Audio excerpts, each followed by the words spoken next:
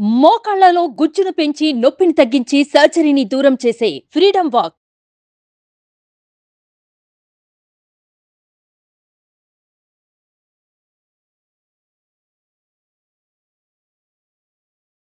నమస్తే సురేష్ గారు. నమస్కారం అండి ఉషా గారు. 2024కి సంబంధించి కన్యా రాశి వారికి అసలు ఏ విధంగా ఉండబోతుంది అంటారు? ప్రత్యేకించి ఈ రాశి వాళ్ళు తీసుకోవాల్సిన జాగ్రత్తలేంటి? ఎస్పెషల్లీ ఆరోగ్యరీత్యా చాలా మంది అడుగుతూ ఉంటుంటారు. ఆరోగ్యరీత్యా చూసుకుంటే ఈ రాశి వారికి ఈ సంవత్సరాంతం ఏ విధంగా ఉండబోతుంది? ఉషా గారు, ఇది మనకి 2024 జనవరి రాబోతూ ఉంది. ప్రతి ఒక్కరికి క్యూరియాసిటీ ఉంటుంది. వచ్చే ఈ సంవత్సరం వాళ్ళకి ఎలా ఉంది, ఏంటి? లాస్ట్ సంవత్సరం మనకు తెలిసి ఏం చేసామన్నది. కొన్ని రిజల్యూషన్ కూడా తీసుకొని ఉంటారు. మధ్యలో కొంతమంది బ్రేక్ చేసి ఉంటారు. సో రాబోయే సంవత్సరం మనకి ఎలా ఉంది, అనుకూలంగా ఉందా, ఏ వాటిలో అనుకూలంగా ఉంది, ప్రతికూలంగా ఉంటే ఎక్కడెక్కడ ప్రతికూలంగా ఉంది మనం తెలుసుకుంటే దానికి అనుగుణంగా మనం ప్లాన్ చేసుకోవచ్చు. స్ట్రాంగ్గా ముందుగా ఉండొచ్చు. లైఫ్ స్మూత్గా ఉంటుంది. ఈ రాశి ఫలాలు తెలుసుకోవడం ప్రతి ఒక్కళ్ళ బాధ్యత అండి. అది ఇంపార్టెంట్ కూడా అండి. ఎందుకంటే మన గుళ్ళల్లో కూడాను మనకి పంచాంగ శ్రవణం అనేది ఉగాది పండగ చెప్తారు. అంటే దేవతలకు కూడా ఇవి చాలా ఇంపార్టెంట్. ఎప్పుడు ఏ పండగలు చేయాలి, ఎలా చేయాలి, ఏం అనేది ఇప్పుడు మనకి పంచాంగంలోను ఈ ప్రిడిక్షన్స్ ఈ రాశి ఫలాల్లోనే మనకు తెలిసిపోతూ ఉంటుందన్నమాట. అందుకని చెప్పి ఇప్పుడు వచ్చేప్పటికి మనకి కన్య రాశి గురించి వాళ్ళని చూసుకుంటే ఫస్ట్ మనకి నక్షత్రాలు ఏమేమి ఉంటాయి ఈ కన్య రాశిలో అని చూద్దాము. ఉత్తరాష 2, 3, 4 పాదాలు, తర్వాత వచ్చేప్పటికి హస్త 1, 2, 3, 4 పాదాలు, చిత్త 1, 2 పాదాలు కలిపేసేటప్పటికి కన్య రాశిలో ఉంటాయండి. తర్వాత ఇవి కాకుండా అక్షరాల ప్రకారం కూడా కొంతమందికి జాతకంలో సరిగ్గా తెలవకపోతే వారు పెట్టిన పేరు బలాన్ని బట్టి కూడా మనం ఇవి రాశి ఫలాలు చెప్పవచ్చు అనమాట. కన్య రాశి వారికి వచ్చేటప్పటికి టో, పా, పీ, పు, షం, నా, టా, పే, పో ఈ అక్షరాలు ఆర్ మోరార్లెస్ ఈ సిమిలర్గా సౌండ్ అనే పేర్లతో వాళ్ళు కూడా కన్య రాశి కింద వస్తుందని మనం చెప్తారనమాట. జనరల్గా ఏం చెప్తారంటే అండి, ఎప్పుడైతే చంద్రుడు కన్య రాశిలో ఉండటం వల్ల పుట్టిన వాళ్ళు అందరినీ కూడాను కన్య రాశిలో పుట్టిన వాళ్ళు అని చెప్పేసి అంటారండి. కన్య రాశికి సంబంధించి వస్తారనమాట. చంద్రుడు కన్య రాశిలో ఉండటం వల్లనే కొంత డిఫాల్ట్గా వాళ్ళకి బై బర్త్ కొన్ని ముఖ్యమైన లక్షణాలు ఉంటాయని చెప్పేసి మన మహర్షులు చెప్తూ ఉంటారు అనమాట. సో మనకి యాన్షియంట్ స్క్రిప్చర్స్ ప్రకారం ఏం చెప్తారంటే కన్యస్తే విషయాతురో లలిత వాగ్వి విద్యాధికో భోగవాన్ అని చెప్పేసి మనకి ఆ శ్లోకంలో చెప్పేస్తాం, ఒక సూత్రం చెప్పేసి ఉంటాం. దాని మీనింగ్ ఏమంటారండి, కన్యరాశిలో ఎవరైతే పుడతారో చంద్రుడు ఉంటారో ఆ చంద్రుడు కన్యరాశిలో ఉన్నప్పుడు పుట్టిన వాళ్ళకి ఎలా ఉంటారంటే వాళ్ళు సెన్సెస్ అంటే 5 సెన్సెస్ని చాలా ఎఫెక్టివ్గా వాడతారు. వాళ్ళ కళ్ళతో చూసి చెవులతో విని ప్రతిదీ వాళ్ళు జడ్జి చేసుకొని పర్ఫెక్ట్గా ఉంది అంటేనే ముందుకెళ్తారు, లేదంటే ఎలా అక్కడక్కడ ఆపేస్తారనమాట. అలాంటి వాళ్ళు అనమాట. అందుకని చెప్పి బుద్ధుడు అంటే చాలా బుద్ధి బలం ఎక్కువ ఉంటుంది అని చెప్పేసి అంటాం. ఈ రాశి వాళ్ళకి అధిపతి బుద్ధుడు అనమాట. అలానే మనకి కన్యా అని ఎందుకు పెట్టారంటే అండి, వాళ్ళు చాలా అట్రాక్టివ్గా ఉంటారండి. తర్వాత బాగా చదువుకొని ఉంటారు, భోగంగా ఉంటారు అనమాట. ఎక్కడున్నా కానీ వాళ్ళు బాగా ఎడ్యుకేటెడ్గా ఉండి భోగవంతంగా ఉండి సెన్స్ని చాలా పర్ఫెక్ట్గా వాడుతూ ఉంటారు.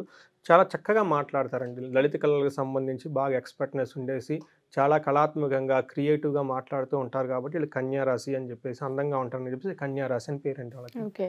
సో తర్వాత వచ్చేటప్పటికి వీళ్ళకి ఈ సంవత్సరం 2024 ఎలా ఉంది అంటేనండి, ఒక రకంగా చెప్పాలంటే చాలా బెస్ట్గా ఉంది. ఇంకంతే, ఇంక వేరే ఏం లేదు. బట్ డీటెయిల్స్ చూద్దాం. సో వీళ్ళకి వచ్చేటప్పటికి కన్యా రాశిలో వీళ్ళకి 6th హౌస్లో శాటర్న్ ఉన్నాడండి. చాలా ది బెస్ట్ ప్లానెట్ అనమాట. 6th హౌస్లో శని ఉండటం చాలా మంచిది అనమాట. తర్వాత వచ్చేటప్పటికి వీళ్ళకి లగ్నంలో కేతువు, ఆపోజిట్ హౌస్లో 7th హౌస్లో రాహు ఉండటం వల్ల మానసికమైన ఒత్తిడి ఉంటుంది. తర్వాత వచ్చేటప్పటికి మే 1st వరకు గురుగారు 8th హౌస్లో ఉండడం వల్ల, అష్టమంలో గురువు ఉండటం వల్ల అది అంత మంచిది కాదు. వాళ్ళకి సంబంధించిన నాలెడ్జ్ జ్ఞానం ఉండి విజ్ఞానానికి అంత ఇంపార్టెన్స్ ఉండదు. కానీ మే తర్వాత అది షిఫ్ట్ అవ్వటంతో ఇంకా అక్కడి నుంచి చాలా బాగుంటుంది. సో ఓవరాల్గా మే తర్వాత వీళ్ళు పట్టిందల్లా బంగారం అని చెప్పుకోవాలన్నమాట. చాలా చాలా బాగుంది ఈ సంవత్సరం. వాళ్ళు ఎక్కడ వేస్ట్ చేసుకోకుండా చాలా కంట్రోల్డ్గా కనుక వర్క్ చేస్తే వాళ్ళు సాధించలేనిది ఏమీ లేదు అన్నట్లు ఉంటుందండి కన్య రాశి వాళ్ళకి. ఇప్పుడు డీటెయిల్స్ చూద్దాం. 6th హౌస్లో కనుక శని ఉంటే ఏమవుతుందంటే అండి, ధనధాన్యాభివృద్ధి, దానికి ఎక్స్ప్లెయిన్ చేయని అవసరం లేదు. తర్వాత బంధుమిత్ర సంతోష వర్ధనం, వీళ్ళకి సంబంధించిన బంధువులు కానీ మిత్రులు కానీ ఉంటే వీళ్ళకి చుట్టూ ఉన్న ఎవరో సరౌండింగ్లు ఎవరు ఉంటారో వీళ్ళ వల్ల వీళ్ళ లగ్నం వీళ్ళ జాతక ప్రబంధం వాళ్ళు కూడా హ్యాపీగా ఉంటారండి. తర్వాత ఏమంటే స్త్రీ సౌఖ్యం, గృహ నిర్మాణం, స్త్రీలతో చాలా కంఫర్టబుల్గా ఉంటుంది. గృహ నిర్మాణం, ఏమైనా ఆగిపోయిన పనులు కానీ ఏమైనా ఉన్నా కానీ, తర్వాత ఫిక్స్డ్ అసెట్స్ ఏమైనా ఉన్నా కానీ అవి బాగా వృద్ధి చెందుతుంటే బాగుంటాయన్నమాట. సో దీని ప్రకారం చూస్తే వచ్చే 1.5 సంవత్సరం పాటు శని వాళ్ళకి చాలా అనుకూలంగా ఉండి ఈ ఫలితాలన్నీ ఇచ్చేస్తారండి. నెక్స్ట్ వచ్చేటప్పటికి వీళ్ళకి గురువు వచ్చేటప్పటికంటే 8th హౌస్లో ఉండడం వల్ల మే వల్ల కొంచెం ప్రాబ్లంగా ఉంటుంది. కానీ ఆ తర్వాత శనికి గురువు గారు కూడా యాడ్ అయితే ఇంకా అద్భుతంగా ఉంటుందన్నమాట. సో ఇప్పుడు ప్రస్తుతానికి వాళ్ళకి మే వరకు ఎలా ఉంటుందంటే చోర అగ్ని, ఓకే, నృపభీతి, గవర్నమెంట్ అఫీషియల్తో ప్రాబ్లం, తర్వాత టెఫ్టింగ్ ప్రాబ్లం, ఫైర్ రిలేటెడ్ ప్రాబ్లమ్స్, గాత్ర గాంభీర్య నాశనం. అంతకుముందు కమాండింగ్గా మాట్లాడేవాళ్ళు, వాళ్ళ వాయిస్ కమాండ్ ఉండదన్నమాట. కానీ మే తర్వాత అంతా మారిపోతుంది. నిష్ఠూర సాహసం క్రోధం అని చెప్తాను. అనవసరంగా వేరే వాళ్ళు మాట్లాడటం, తర్వాత ఏదైనా సాహసంగా పనులు చేయలేకపోవటం ఇలాంటివన్నీ జరుగుతూ ఉంటాయన్నమాట. అది ఎప్పటివరకు అంటే మే వరకు. కానీ మే తర్వాత వాళ్ళకి ఎలా ఉంటుంది అంటేనండి, అర్ధం చ స్వకులాం చారః గృహలాభ సుభోజనం, తర్వాత నిత్య స్త్రీ జన సంపర్కః అని చెప్పేసి ఒక శ్లోకం ఉంటుంది. దానివల్ల ఏంటంటే మే తర్వాత వాళ్ళకి ధనం కానివ్వండి, ఇంట్లో అనుకూలత కానివ్వండి, గృహంలో అనుకూలత కానివ్వండి, మంచి భోజనం తినటం కానివ్వండి, తర్వాత స్త్రీలతో సంబంధించిన వాళ్ళకి ఎలాంటి లావాదేవీలు ఉన్నాయో అవి కలిసి రావటం కానీ ఇవన్నీ జరుగుతాయి అని చెప్పేసి మనకి శాస్త్రంలో చెప్పబడిందండి. సో మే తర్వాత ఆల్రెడీ శని బాగుంది. మే తర్వాత గురువు కూడా వాళ్ళకి ఇంకా చాలా బాగుందంటే ఒక రకంగా ది బెస్ట్ టైంలో వాళ్ళు ఉన్నారని చెప్పుకోవాలి. ఓకే. తర్వాత ఇప్పుడు రాహు కేతులు జనరల్గా మనం కంపేర్ చేస్తాం అంటే జనరల్ రాహు కేతు వీళ్ళకి వచ్చేటప్పటికి లగ్నంలో కేతు ఉండటం లేదంటే కొంచెం కట్ చేసి ప్రతి పనిని ముందుకు తీసుకెళ్తారు అనమాట. కొంచెం విఘ్నాలు కలిగించేసి తీసుకొని వెళ్తూ ఉంటారు అనమాట. 7th హౌస్లో రాహు ఉండటం వల్ల ఒక రకంగా ఇది పాజిటివ్, జనాకర్షణ ఎక్కువగా ఉంటుంది అని చెప్పచ్చు. ఇంకో రకంగా మెంటల్గా టెన్షన్స్, క్లారిటీ ఉండదు, థాట్స్లో డెసిషన్ మేకింగ్లో అంత యాక్యురేటీ ఉండదు అని చెప్పేసి చెప్తూ ఉంటారనమాట. సో వీటికి సంబంధించి బట్ అది చాలా లిమిటెడ్గా ప్రభావం ఉంటుంది రాహు కేతులది. బట్ ఓవరాల్గా వీళ్ళకి శని గురువు చాలా బాగున్నారు కాబట్టి ఇవి కూడా లిమిటెడ్గా ట్రబుల్స్ ఉన్నాయి కాబట్టి ఓవరాల్గా చూస్తే వేరే ప్లానెట్స్ కూడా ఇది ది బెస్ట్ టైంలో వాళ్ళు ఉన్నారని మనం చెప్పుకోవచ్చు. ఓకే. కెరీర్ పరంగా చూసుకుంటేనండి వీళ్ళకి the best of best peak టైంలో ఉండాలని చెప్పాలి. సాటర్న్ వచ్చేటప్పటికి 6th హౌస్లో ఉండటం వల్ల అయితేనేమండి, శని తర్వాత సూర్యుడు మంగళుడు ఇద్దరు కూడాను వాళ్ళకి 10th హౌస్లో కూడా రాబోతూ ఉంటారు కాబట్టి అండి బిగినింగ్ ఆఫ్ ది ఇయర్లో చాలా బాగుంటుంది వాళ్ళ కెరియర్. సో ఒక బ్లిస్ఫుల్ సిచ్యువేషన్ ఉంటుంది జాబ్లో కానివ్వండి, వర్క్లో కానివ్వండి, ఎక్కడైనా సరే. సో వర్క్ పరంగా వాళ్ళు కనుక ఓన్లీ మార్చ్ ఏప్రిల్ ఈ 2 monthsని కనుక తీసేస్తే మిగతా 10 months చాలా ఎక్సలెంట్గా ఉందని చెప్పుకోవాలండి. సో వాళ్ళకి నేను ఏం చెప్తానంటే చాలా బోల్డ్గా డెసిషన్ తీసుకోండి, ముందుగా చాలా ప్లాన్డ్గా వెళ్ళిపోతే మీరు అనుకున్న ప్రతి పని జాబ్లో కానివ్వండి సక్సెస్ అయితే చాలా ఈజీగా ఉంది. ఓన్లీ 2 months సరిగా లేదనమాట. తర్వాత ఏదైనా కాంప్లికేటెడ్ వర్క్ చేయాలనుకుంటే ఆగస్టు తర్వాత అయితే ఇంకా చాలా బాగుందండి. వాళ్ళకి కావాల్సిన అధికారం కానివ్వండి, పేరు కానివ్వండి, ప్రఖ్యాతులు కానివ్వండి, అనుకున్న పని అనుకున్నట్టు జరుగుతూ ఉంటుంది అనమాట. సో ఒకటే ఒక ప్రాబ్లం ఏంటంటే ఇన్ని ప్లానెట్స్ కలిసి వాళ్ళకి అనుకూలంగా ఉండటంతో వాళ్ళు ఓవర్ అంబిషన్కి వెళ్ళిపోతారు. బౌండరీస్ ఉంటాయి ప్రతిదానికి, ఆ బౌండరీస్కి దాటకుండా విత్ ఇన్ బౌండరీస్లో వాళ్ళు వర్క్ చేసుకుంటూ ఉంటే చాలా బాగుంటుంది. తర్వాత హెల్త్ వచ్చేటప్పటికి ఓన్లీ ఒకటే ఒక ప్రాబ్లం ఉందండి వాళ్ళకి. రాహు కేతువులు 7th హౌస్ లగ్నంలో ఉండటం వల్ల మెంటల్ హెల్త్ అంటే మెంటల్ కాంప్లికేషన్స్ వచ్చేసి వాళ్ళకి అనవసరంగా దిగులు, చింత ఇవన్నీ ఉంటాయి. So mind is mind.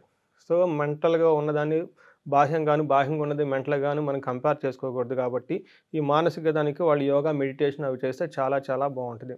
తర్వాత హెల్త్ ప్రాబ్లమ్స్ అయితే పర్టికులర్గా ఆ సెకండ్ హాఫ్లో అసలు లేనే లేవు అని చెప్పాలి. ఆ ఫస్ట్ బిగినింగ్లో కూడా మెంటల్ రిలేటెడ్ హెల్త్ను వాళ్ళకి కొంచెం ఇవి ప్రాబ్లమ్గా ఉంటుంది అనమాట. But otherwise everything is okay. Money related ఏం చెప్పాలంటేనండి వీళ్ళకి ఆ ఫస్ట్ మే తర్వాత అద్భుతంగా ఉందని చెప్పాలండి. ఎందుకంటే మే తర్వాత గురువు వాళ్ళకి సపోర్ట్ ఇస్తున్నారు, ఆల్రెడీ శని బాగుండటం వల్ల బాగుందని చెప్పాలి. అయితే రాహు కేతులు ఎక్కువ ఉండటం వల్ల 7th హౌస్లో మే 1 వరకు వాళ్ళకి కొంచెం కాంప్లికేషన్స్, అన్ఎక్స్పెక్టెడ్ ఎక్స్పెండిచర్స్ ఉంటాయి. బట్ ఓవరాల్గా వాళ్ళకి 70 to 80% మనీ రిలేటెడ్ కూడా బాగుంది అని చెప్తారండి. తర్వాత వచ్చేటప్పటికి అది కూడా మే తర్వాత అనమాట. ఏదైనా డెసిషన్ తీసుకుంటే మే తర్వాత తీసుకుంటే బాగుంటుంది. తర్వాత ఇంకా ఫ్యామిలీ రిలేటెడ్ కనుక వస్తే ఆగస్టు మంత్, ఏప్రిల్ మంత్ ఈ 2 months కొంచెం సెన్సిటివ్ మంత్స్. ఇంట్లో ఫ్యామిలీతో వాళ్ళతో గొడవలు అయ్యే ఛాన్సెస్ అండి. అదర్వైజ్ అయితే చాలా బాగుంది. సిబ్లింగ్స్ అయితే కనుక అద్భుతంగా ఉంది. సో అన్నదమ్ములు కానీ అందరూ కలిసి ఏదైనా ప్రాజెక్ట్ కానీ ఎక్కడికైనా వెళ్ళాలి కానీ ప్లాన్ చేసుకునే కానీ అది చాలా బాగుంటుంది. సో మార్చి నుంచి ఏప్రిల్ మాత్రం వీళ్ళు సిబ్లింగ్స్ తోటి అన్నదమ్ములతో గొడవలు వచ్చే ఛాన్సెస్ ఉంది, మనస్పర్ధలు. కానీ ఆ తర్వాత మాత్రం బాగుంది. బట్ ఓవరాల్గా ఫ్యామిలీ అయితే సూపర్ ఉందని చెప్పుకోవాలన్నమాట. లైఫ్ టైం రెమెడీస్ ఉంటుందండి కన్యా రాశి వాళ్ళకి. అందులోనూ వాళ్ళకి రాశ్యాధిపతి బుధుడు కాబట్టి అండి, బుధుడు విష్ణుమూర్తికి సంబంధించి ఉంటాడు కాబట్టి అండి వీళ్ళకి వేరే వాళ్ళు చెప్పేవాళ్ళు తర్వాత కానివ్వండి ప్రతిరోజు 2 భగవద్గీత శ్లోకాలు చదువుకొని ముందుకెళ్తారండి వీళ్ళు అనుకున్న ప్రతి పని జరుగుతుందండి. మనకి భగవద్గీత ఫలశ్రుతిలో కూడా ఉంటుంది. ఎవరైతే భగవద్గీత అట్లీస్ట్ ఒక శ్లోకం చదువుతారో వాళ్ళకి నారదుడు, తర్వాత వాసుకి, ఇలాంటి సర్పాలు, మహర్షులు వచ్చి వాళ్ళు వెళ్తూ పని చేసుకుంటుంటే వాళ్ళు వచ్చి హెల్ప్ చేస్తారు అని చెప్పేసి మనకి భగవద్గీత ఫలశ్రుతిలో కూడా ఉందన్నమాట. అందుకని ఈ రాశి వాళ్ళకి కన్యా రాశులు అట్లీస్ట్ డైలీ ఒక్క శ్లోకం అన్న భగవద్గీత ఓపెన్ చేసి ఒక్క చిన్న శ్లోకం, ఇట్ నాట్లీ 30 seconds కూడా పట్టదన్నమాట. 1-2 శ్లోకాలు కనుక చదువుకొని వెళ్తే వాళ్ళకి అసలు సూపర్మైన అద్భుతమైన విజయాలు వస్తుందండి ఈ సంవత్సరం. Thank you so much sir. ఎందుకంటే రాశిరీత్యా ఏ విధంగా ఉందని తెలుసుకునే ప్రయత్నం చాలామంది చేస్తుంటారు కాబట్టి వాళ్ళ కోసమే ఈ ఎపిసోడ్స్. ఎవరైనా పర్సనల్గా అపాయింట్మెంట్ కావాలి, మా జాతకంలో కొంతమంది టైంని బట్టి, దాంతోపాటు పుట్టిన రోజుని బట్టి కూడా డిసైడ్ చేస్తూ ఉంటారు కాబట్టి, మనం కూడా అదే చెప్తూ ఉంటాం. పర్సనల్‌గా మీట్ అయితే కొంత మారే అవకాశం ఉంటుంది. ఇంకొంత మేము ఏం చేయాలో కూడా చెప్తామని మాట్లాడుతూ ఉంటాం కాబట్టి, అలా ఎవరైనా అపాయింట్మెంట్ తీసుకొని మిమ్మల్ని కనుక మీట్ అవ్వాలి అనుకుంటే పాసిబుల్ అవుతుంది అంటారు. అవునండి. ఎందుకంటే ఇది బ్రాడ్‌గా ఓవరాల్‌గా మనం డిస్కస్ చేస్తామండి రాశి ఫలాలు. బట్ ఇండివిడ్యువల్‌గా వాళ్ళ హారోస్కోప్ వాళ్ళది దశ ఏంటి, భుక్తి ఏంటి, ప్లస్ వాళ్ళకి ఇండివిడ్యువల్‌గా డేట్ ఆఫ్ బర్త్‌ని బట్టేసి మళ్ళా వాళ్ళకి మనం వర్షఫలం అని డిఫరెంట్‌గా క్యాలిక్యులేట్ చేస్తామనమాట. అది ఇంకా యాక్యురేట్‌గా ఉంటుంది. సో, అవి తెలుసుకోవాలని ఎవరైనా అనుకున్నా కానివ్వండి, ఇంకా వేరే కాంప్లికేషన్స్ ఉన్నా గానీ యాస్ట్రాలజికల్‌గా మనం కౌన్సెలింగ్ ఇవ్వచ్చు, గైడెన్స్ ఇవ్వచ్చు. సో, స్క్రీన్ మీద కనిపిస్తున్న నెంబర్‌కి గాని వాళ్ళకి కనెక్ట్ అయితే మనం వాళ్ళకి హెల్ప్ చేయొచ్చండి. Sure sir. Thank you sir. Thank you so much. Thank you అండి ఉషా గారు. సో ఎవరైనా సరే మా ఈ ఎపిసోడ్ కనుక చూస్తే జాతకరీత్యా కనుక ఒకసారి సురేష్ గారిని కనుక కలవాలి అనుకుంటే కింద స్క్రోల్ అవుతున్న కాంటాక్ట్ నెంబర్ని కాంటాక్ట్ చేస్తే సురేష్ గారి టీం మీకు పూర్తి వివరాలు అందిస్తారు. Thank you.